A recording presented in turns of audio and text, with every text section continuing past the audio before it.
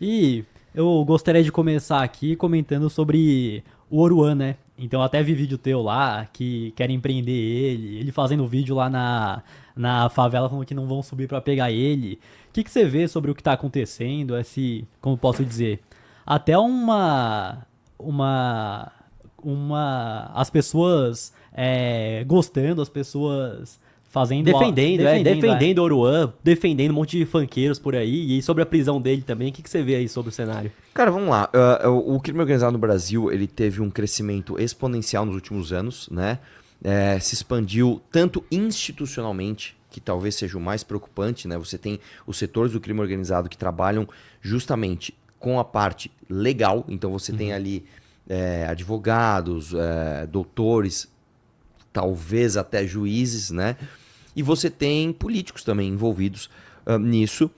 E você tem agora o que é uma novidade, né? Uma novidade assim dos últimos, sei lá, é uma novidade recente, dos últimos 5 anos, vamos chamar assim, uma glamorização direta das facções criminosas. Porque o crime, ele sempre foi glamorizado de uma forma ou de outra na sociedade humana, né? Sempre teve. Só que agora as facções criminosas estão cruzando uma linha de fazer uma propaganda mesmo das próprias instituições sem nenhum tipo de filtro. Não existe nem mais o, o disfarce. É uma coisa direto. É o cara indo lá e falar: tenho orgulho de ser do Comando Vermelho. Seja você também. Porra, da hora, tamo junto aí, da hora ser do Comando Vermelho, da hora ser do PCC. Então, o Oruan, ele é o reflexo, talvez, máximo, né, dessa glamorização midiática do crime organizado. Que o crime organizado já era grande, que era organizado, todo mundo já sabia, que tinha a parte institucional, todo mundo já sabia, e talvez esteja maior do que jamais esteve no Brasil, mas a surpresa é justamente essa parte midiática tão direta que tem acontecido agora, e eu acho que a gente tem que comprar essa guerra, porque a guerra já existe.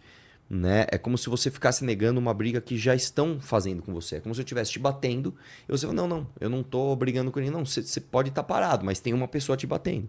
Então assuma a briga. Fala: não, então pelo menos eu vou me defender. Né? Então a gente tem batido muito forte nisso e de forma bem direta e sem disfarce, sabe?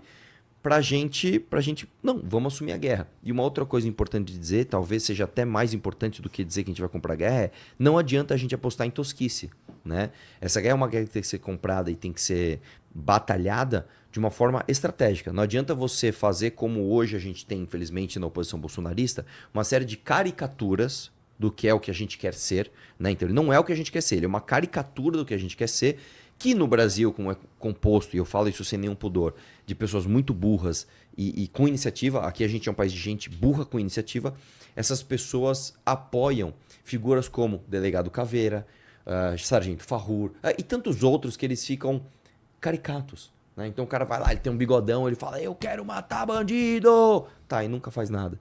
Né? O Delegado Caveira tá lá sempre com a sua... O Delegado Caveira é um deputado federal, tá? Que tá sempre com óculos escuros, qualquer coisa que aparece ele tá lá. E na prática não faz nada, né? Então a gente tem que vir com um discurso sério de uma reforma estrutural na legislação penal, todas as reformas de longo prazo, sim, tem que falar de educação, tem que falar de reforma de previdência, acredite se quiser, previdência tem tudo a ver com criminalidade no Brasil, só que tem de haver também essa parte mais imediata, novamente, de forma séria e estratégica para que a gente dê um recado imediato. O crime não compensa no Brasil. Mas, Arthur, o que você acha que foi errado até agora feito nesse sentido? Porque eu lembro quando eu era criança, eu cresci em Fortaleza, né, lá no Ceará, e lá, assim, todo mundo sentia o mesmo problema, que era violência e tinha que esconder celular, e todo mundo tinha medo de andar na rua Sim. com um reloginho, um relógio Cássio, um negócio simples, o pessoal tava roubando. E geralmente o político que chegava com um discurso que não é novo, que é o discurso de bandido bom é bandido morto, era um Sim. cara que ganhava uma popularidade muito grande lá. E, pô, isso a gente tá falando de mais de 20 anos atrás. Por que a gente está chegando hoje, em 2025, conversando sobre isso como se fosse uma novidade? O que não foi feito até aqui? Cara, a resposta fácil pra isso, a resposta preguiçosa é: bandido tem que se fuder e pronto. Vamos aumentar a pena e vamos matar os caras. Essa é a resposta preguiçosa. Né? E realmente tem uma parte de verdade nisso. Realmente nós temos um problema estrutural de uma legislação penal e um código de processo penal que impedem que você resolva investigações, né, e prenda essas pessoas. Então nós temos um problema estrutural disso. Só que isso é parte do problema. A resposta correta, cara, ela é meio viajona. Eu vou fazer uma viagem aqui, mas como a gente está no podcast, tem tempo, a gente pode conversar muito sobre isso, porque isso não é uma resposta que se dá em 5 minutos. É uma construção para você entender. Vamos lá. Quando você pega, por exemplo, Raízes do Brasil, né? É um livro do Sérgio Buarque de Holanda que ele denuncia um problema brasileiro dos primórdios do início da nossa civilidade aqui, né? Você vê que o Brasil ele tem diversos problemas particulares, até por conta de geografia, né? Nós somos um país verticalizado, com um clima completamente diferente da galera que veio aqui construir esse país, né? Nosso clima é diferente da Europa. Nós não temos um clima temperado, né? Com estações bem definidas. Nós somos um país que tem outro tipo de clima, nós somos um país tropical, temos até clima, não é equatorial que chama, é equatoriano, eu esqueci o nome agora, que é mais para cima, um país verticalizado que pega diversas...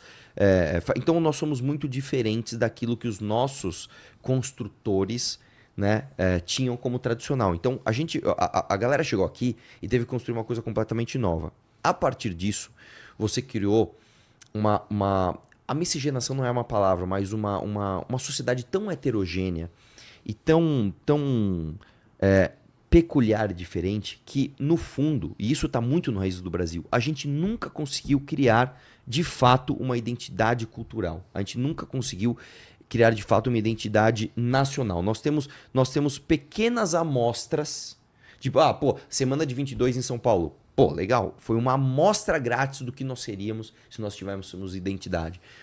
Talvez o período do Brasil Império, pô, ali você tem ali uma amostra, só que a gente nunca construiu e reforçou isso ao longo de gerações. Por que isso tem a ver com crime, cara? Quando a gente não sabe o que a gente é, quando eu não sei o que eu sou, da onde eu vim e pra onde eu vou, pô, por que eu sou brasileiro? O que me faz ser brasileiro? Porra, os meus pais, os meus avós, os meus bisavós me passaram tais valores que eu vou passar para as minhas próximas gerações. Quando eu olho no espelho, eu não sei o que eu sou, eu não consigo escolher direito quem vai me representar. Então, aqui no Brasil eu diria para você que a criminalidade é fruto de uma crise de representatividade, que é fruto de uma crise de identidade. Isso que eu tô falando, parece um papo meio viajão, mas vocês vão entender aqui. Se a gente tem um país cheio de figuras exemplares e heróicas, que a gente não exalta, então, ao mesmo tempo que eu falo assim, cara, nós temos que exaltar os bandeirantes, ao mesmo tempo que a gente tem que exaltar o Zumbi dos Palmares. A gente tem que exaltar a corte portuguesa, ao mesmo tempo que a gente tem que exaltar Tiradentes. Porque isso tudo faz parte de uma identidade nacional construída de homens que foram incrivelmente grandiosos, pensaram acima do seu tempo, que a gente não constrói essa identidade, então a gente não cria esse senso de pertencimento. Se eu não tenho senso de pertencimento, as minhas ambições elas são sempre imediatas. Então, qual é a minha ambição para a próxima eleição? Estou dando um exemplo. A escola do meu filho não foi reformada. O cara tá me prometendo pintar a escola do meu filho. Então eu vou votar nele para senador. A gente tem uma discrepância gigantesca entre o que a gente acha que a gente quer e quem diz nos representar. Então, quando a gente fala, cara, faz 20, 30, 40, 50 anos que eu ouço o mesmo discurso e a gente não conserta. Não dá para te dar uma resposta preguiçosa. Porque bandido aqui tem muita regalia. Tá, mas por que tem? Porque a real é o seguinte, porque a gente não sabe votar, velho. E por que a gente não sabe votar? Porque a gente não sabe quem a gente é. Então, eu vou dar um outro exemplo que não tem a ver com criminalidade. Este ano, passou no Congresso, passou na Câmara, passou no Senado e foi para sanção ao veto do Lula. Ele disse que vai vetar. Quer dizer, a nossa última esperança é o veto do Lula, cara. Né? Um projeto que aumenta o número de deputados. Se eu sair com você agora, se eu pegar um avião e falar, vamos viajar ao Brasil, do norte a sul, de leste a oeste, perguntando para as pessoas, o que você acha que tem que ser? Aumentar o número de deputados, sim ou não? Eu duvido que você consiga 1% das pessoas dizendo que sim. Você não consegue, velho. Você não consegue. Como é que esses caras aprovaram isso? Não teve manifestação, não teve discurso em rede, não teve discurso no plenário, não teve nada. Porque a gente nem liga. Então, se a gente não consegue cobrar o básico, imagina questões mais complexas. E aí a gente pode entrar numa segunda camada, que é o seguinte: aqui no Brasil a gente teve sempre um discurso muito ideologizado de como tratar a contravenção, o crime. Né? Que é sempre, veja, isso aí se conserta com a educação e tal. Talvez por conta também do período militar que nós vivemos, né, há menos de 50 anos, quer dizer, na segunda metade do século XX, houve um trauma do seguinte, a autoridade, cara, ela pode abusar e pode me ferrar. Então a gente tem sempre que entender o outro lado. E a gente exacerbou demais esse discurso. Então, Por isso que os anos 90 foi aquela bagunça, né? Toda, Muito. Tipo, Os anos 90 foi não um tinha período do não debate político. Não existia debate político no Brasil. Né? Se eu falar PSDB e PT. Tipo assim, cara, o PT fazia oposição, mas não existia, cara. Não existia, tá? Não existia contraponto, né? Mesmo por conta, mesmo o PT fazendo oposição forte, era um discurso que não pegava com força e o próprio PSDB também não se defendia da forma que deveria se defender. Então, nós tivemos um hiato de debate político no Brasil por conta, eu acho, aí a gente pode, né, buscar analistas sociais para isso, por conta, eu acho que do período da repressão e, redemocratização, que ótimo, temos nossos direitos garantidos, então vamos embora. E aí só ficou a política é tudo vagabundo, essa coisa meio genérica. Então, se a gente for fazer uma análise mais profunda do porquê que a gente chegou no nível de criminalidade que nós temos hoje, não dá para eu olhar e falar só do imediato. Porque nós temos a Constituição de 88 que é um pacto falido para pegar bandido. Ok, mas por que nós temos a Constituição? E por quê? E aí então a gente vai lá para trás e a gente tem que chegar lá na origem do Brasil, cara. Então assim, é um debate muito profundo que eu gosto muito desse debate e aí a gente pode escolher as fases do problema para conversar. E acho que esse ponto de a gente não ter uma identidade forte, ao mesmo tempo que a gente tem uma juventude que tá, na minha visão, perdida. Não tem referência daquilo que ela quer ser pro futuro. E aí os maiores ícones, hoje em dia, são esses funkeiros, que acabam divulgando o crime organizado, acaba fazendo com que normalizem e muitos busquem por isso também, né? Cara, eu vou dar um exemplo pra você. Eu tenho estudado muito a China, cara. Faz uns 3 anos que eu tenho estudado bastante, assim, como esses caras lidam, porque a gente sempre mede as coisas pela nossa régua, né?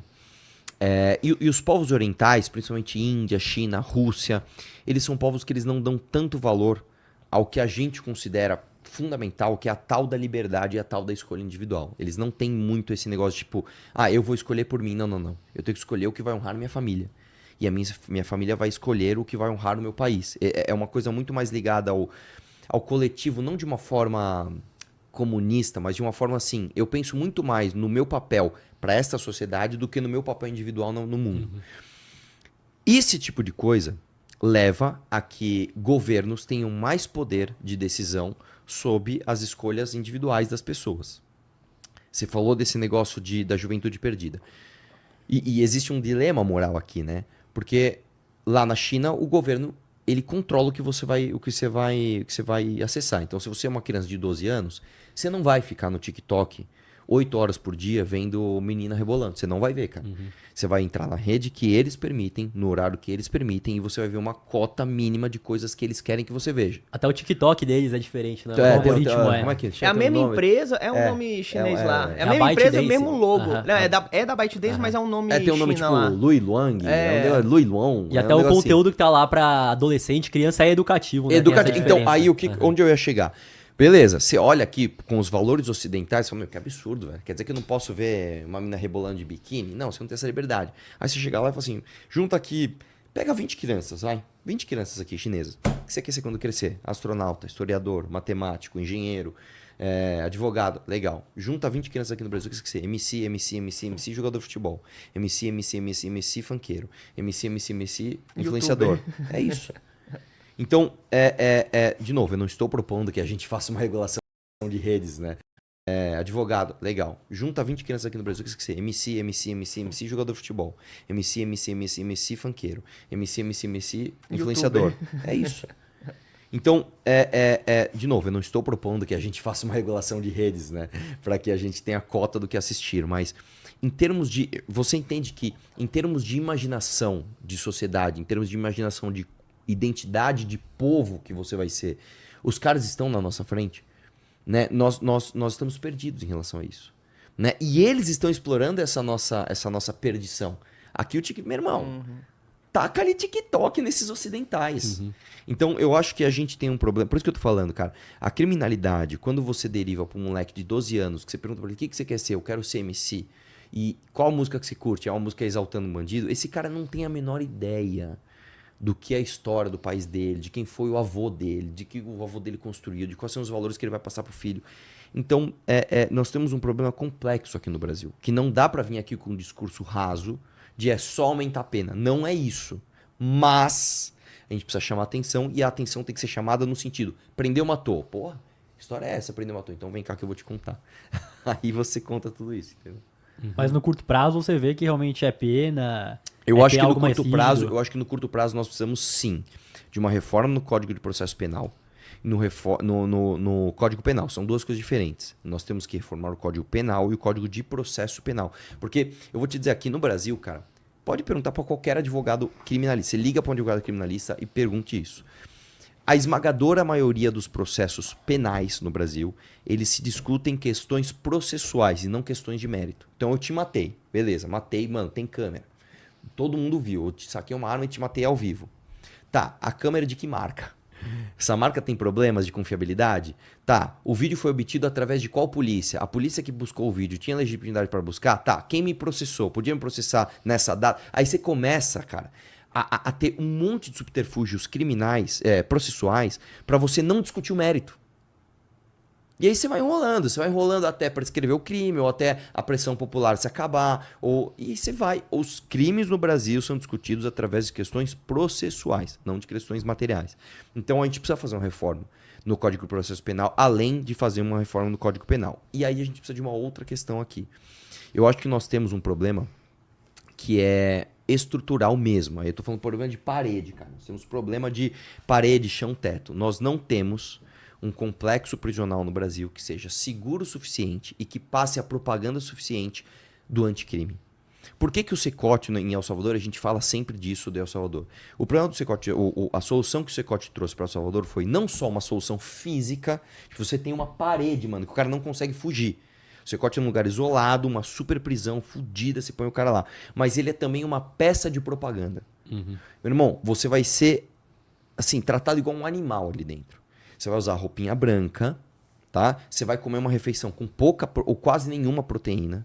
Você vai ficar num lugar que a luz fica, é luz branca acesa 24 horas por dia. 3 horas da manhã, luz branca acesa, irmão. Nem só os caras tomam lá. Você toma 1 hora de sol por semana, pra você não morrer. E aí pra você ter uma ideia, o teto da cela não é concreto. O teto da cela é uma grade com um policial em cima num pé direito alto. O cara não tem nem acesso, se ele quiser cuspir, tacar alguma coisa, ele nem alcança o cara. Tem documentário que dá pra ver certinho lá que o cara entra, Maravilhoso. morre. Cara, porque o cara toma banho num tanque de concreto, irmão. O cara caga num bagulho de concreto, ele dorme numa chapa de aço. Sabe aqueles armários que você vê em estoque, almoxarifado de empresa? Aqueles armários de metal? É um bagulho desse gigante que o cara dorme lá. O que acontece? Você faz uma propaganda. Não seja criminoso, cara. Exato, tanto Não que lá seja não é criminoso. liberado para visita, mas a imprensa vai o tempo todo, já teve um monte de veículos do mundo todo que foram ver, até influenciadores de fora que foram lá pra gravar, né? E aí tem uma parada até interessante que é o seguinte, você chega lá pra filmar, tô filmando aqui a cela. Os caras tentam passar recado, tipo, passar algum código, você embaça. Tem que passar pela supervisão dos caras, ó, esse cara tá passando o código da facção, pode embaçar aqui que ele passou. E tem que ser assim. Em El Salvador, cara, até criticaram isso, eles destruíram túmulos. Então, por exemplo, você tinha um túmulo, você pôs o número 18, seu túmulo vai ser violado, cara. Nós vamos quebrar teu símbolo. Porque é uma forma de propaganda. A gente pode fazer uma analogia aqui, que pode parecer exagerada, mas é como se, vamos supor que eu sou um puta nazista e eu morro e colocam no meu túmulo lá uma suástica. O que vai acontecer com aquela suástica? Alguém vai lá quebrar, mano. É inaceitável você ter uma suástica, né? Você ostentar um símbolo de nazismo aqui no Brasil. É intolerável. Então por que a gente pode sustentar, sei lá, o 1533, que são as letras do PCC? Por que eu posso passear no centro de São Paulo e tem um 1533? Não pode. Não, você não pode tatuar PCC, que você vê. Não, você não pode. Né? Então acho que a gente tem que fazer um processo radical. E digo mais, tá? Esse processo radical nem é um processo longo, cara. Eu digo pra você que em menos de 1 ano, se você aplica uma política radical de combate ao crime, de menos de 1 ano, você diminui os índices, no mínimo, em 2/3. Eu já vi várias pessoas grandes mesmo acabando questionando essa questão do crime organizado, que ele saiu somente da esfera que é ilegal e passou a atuar em vários meios que são legais hoje, fazer dinheiro com isso. Pra caramba. Você acredita que seria possível, mesmo com o crime organizado crescendo dessa forma, estando em diversos meios legais hoje, fazendo dinheiro, acabar com isso? Porque eu vejo que a gente tá entrando num caminho que Pode ser sem volta. pode ter uma linha que não pode ter mais volta, acredito Cara, eu. existe uma coisa que é o seguinte, isso aí, quando você estuda qualquer tipo de sociedade, você vê que a maior parte das pessoas não quer cometer crime. E a maior parte das pessoas quer seguir a lei. Um dos exemplos disso é o seguinte, tem um livro do Steven Pinker que chama O Novo Iluminismo, quando ele deu esse dado, eu fui até conferir, porque eu achei muito chocante. Você tornar guerra ilegal fez com que os países parassem de entrar em guerra. Você fala, como assim, cara? A sensação de que aquilo é errado, de que o direito de conquista não existe. Se eu vier aqui te matar, eu posso conquistar teu território. A ideia de que isso é ilegal faz com que as pessoas não aprovem guerras. Se você vive numa democracia e o governo depende de aprovação popular, se não tem aprovação popular para guerra, esse governo não vai entrar em guerra. Então, eu estou dizendo isso para mostrar que a maior parte das pessoas entende uma ordem como necessária e quer seguir a lei. A maior parte das pessoas quer isso. Então, quando você pega criminoso, até o arquétipo do fora da lei, etc., ele é sempre minoritário num conjunto de seres humanos. O problema é, você faz leis e você faz estrutura para combater a exceção, não para combater a regra. Existe uma lei que é proibido matar. Por quê? Porque a maior parte das pessoas é homicida? Não. A maior parte das pessoas, mesmo que tivesse a chance, não mataria outra pessoa. Mas por causa da decisão, você faz uma regra para que não haja a morte. Então, nós temos no Brasil um país dominado pelo crime, quase dominado. Por quê? Porque uma minoria, uma exceção da sociedade brasileira está cometendo crimes muito à vontade.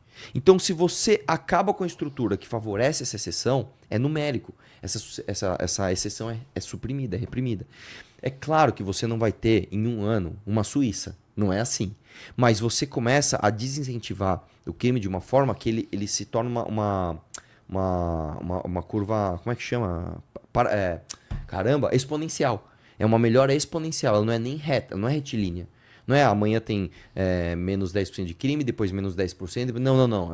É uma melhora exponencial. Porque quando você acaba com o sistema de incentivos, a exceção começa a parar de cometer crimes. E, novamente, é a exceção. Uhum. E a maioria começa a ganhar. E a maioria é ordeira. Então, enfim, eu acho que essa guerra tem que ser assumida. Em pouco tempo a gente vê muitos resultados, cara.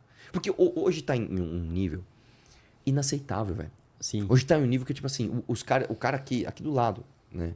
O cara tá literalmente parado em cima de uma bicicleta, em frente a um dos parques mais populares do Brasil, vê um cara dar um tiro nele e sair fora. Tipo assim, tá num nível assim. Tá assim, cara. O pior é ainda o pessoal falando assim, mas também tava dando mole ali na frente do parque, mexendo no celular. Cara, isso aí me quebra, cara. Isso é exceção da exceção da exceção, tá? Mas hoje esse discurso ele é tão dolorido porque ele reflete uma realidade. Porque a sensação que nós temos não, realmente, a sensação que eu tenho é que pode fazer o que quiser. Então, eu acho que combatendo isso, você tem uma melhora significativa em muito pouco tempo, cara. Sabe? Você começa a ter níveis relativamente, tem que falar assim, né, aceitáveis de criminalidade, aí você começa a diminuir mais, entendeu? Uhum. Eu entendo que é aceitáveis porque qualquer sociedade humana vai ter essa exceção, sim, né? Só que, tipo, a forma que chegou hoje virou... Eu fiz um vídeo ontem, inclusive, falando sobre esse caso aí do Oruan, que a gente aprendeu a aceitar o crime como normal. Sim. O pessoal da nossa geração, assim, tipo, a gente entendeu que esse é o status quo do Brasil. Sim. É tipo assim, ó, exatamente, você não tira celular na rua. Isso é uma regra da sociedade, sim, brasileira, sim, entendeu? Sendo que não era pra ser assim. Cara, né? A gente tem uma ministra de Estado, cara, a ministra de Estado, a Aniele Franco, andando sem capacete e sorrindo. Aqui a gente anda sem capacete. Porra, velho. Caramba, o governo está falando... Tudo bem você não respeitar a lei aqui, isso é legal. Olha o nível que chegou, cara. Então, você vai falar, por exemplo, não tem crime no mundo. Claro que tem. Por exemplo, eu lembro um crime que é bem chocante, que foi um pai que sequestrou a filha durante 24 anos. Você lembra? Até esqueci o nome do cara. Ele fez um porão na casa dele. Tem vários. Ele deixou a filha dele 24 anos num porão e até fez filhos com a filha. Uhum. Né? E teve filhos ali que nunca viram a luz do sol. É óbvio, cara, que na sociedade alemã, velho, você tá falando de uma galera que, é super certinha. Lá, entre aspas, tá tudo bem. Os índices de criminalidade são baixos, apesar que Berlim agora com imigração tá, mas enfim, isso é outro papo. Até lá você tem um crime como mas tudo bem, é exceção, faz parte, não tem problema você, sei lá, em 50 anos ter, 3 ou 4 crimes que fala, mano, o problema é que aqui no Brasil é uma coisa cotidiana. Aqui, cara, quando um crime vira moda, ele fica gigantesco. No início dos anos 2000, 2001, 2002, entrou na moda o sequestro. O índice de sequestro em São Paulo chegou a ser 1 por dia. Sequestro, que é tecnicamente um crime complexo. Uhum. Nós chegamos a ter um sequestro por dia. Hoje quem foi sequestrado hoje? Caralho, meu. Né? Então, você fala, cara, você vai ter uma sociedade que não vai ter nunca um sequestro? Claro que você vai ter.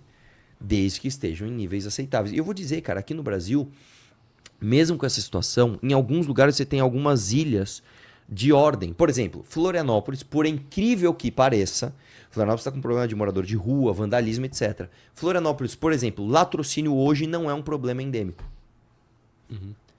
Uma coisa curiosa, porra, o que aconteceu lá? Tem que estudar. Tanto que teve também uma migração de Rio e São Paulo pra Santa Catarina, se eu não me engano. Pra caramba. E aí agora estão esses vídeos viralizando da galera, eles acham que a gente é melhor que a gente, tem que vir aqui mesmo, não sei o que lá. Que aí também é um outro papo, que é migração interna ou externa, que eu também acho que tem que ter restrição pra caramba. Mas novamente, se no país que nós estamos hoje, a gente consegue ilhas de paz, porra, se a gente fizer uma política nacional, a gente consegue combater o crime. Gostou do vídeo? Para mais vídeos como esse, se inscreva no canal Inevitável Cortes, deixe o like, comente abaixo o que achou da análise. Vídeos todos os dias com os temas mais diversos da política brasileira.